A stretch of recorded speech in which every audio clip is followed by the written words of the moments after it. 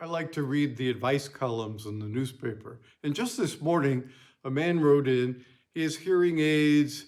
He doesn't like to go to his grandkids' graduations because he can't hear anything because it's always in a gym, the acoustics are bad. He doesn't want to go to graduations. So the reply was, graduation talks are always kind of the same. You're not missing anything, even if you heard well. It's mostly about the graduates being there to support them, being there to congratulate them, not to listen to the talks. It's not about you, it's about them. And I think that's the heart of today's gospel. Judas didn't get that message. It's all about him, about money or about power or about authority or about jealousy. It's all about me. It's all about me. It's all about me. And I think that's the heart of the betrayal. He never changed to what, is it about you? Is it about God? Is it about the other? What can I do? It's like the arrows are used to going in, but sometime in our life, they have to start going out.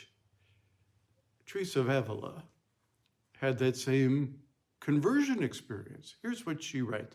Oh, she was a nun. She entered the convent because she didn't want to get married because of the deplorable state women had in the state of marriage. So she entered the convent out of convenience. And she loved to gossip there. She loved meeting with people in the parlor. She was an observant, but not a very fervent sister till this moment. She writes, and this is from the book of her life. It happened to me one day, upon entering the oratory, I saw a statue for a certain feast to be celebrated in the house.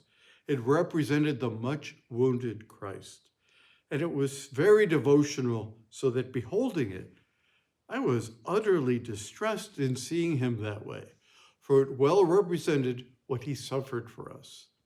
I felt so keenly aware of how poorly I thanked him for those wounds that it seemed my heart broke. Beseeching him to strengthen me, and that I may no longer offend him, I threw myself down before him with the greatest outpouring of tears. That's her conversion moment, where it was no longer about me, my power, my control, my entertainments, my satisfaction, my selfishness, my needs, and it's about Christ. It's about neighbor. It's about the other. It's about sisters. The arrow turned around that day. She calls it her conversion moment. That's what I think is the call, not only of any gospel, but especially this one, where Judas didn't get that message. He didn't get that memo. If we don't turn it around, woe is us.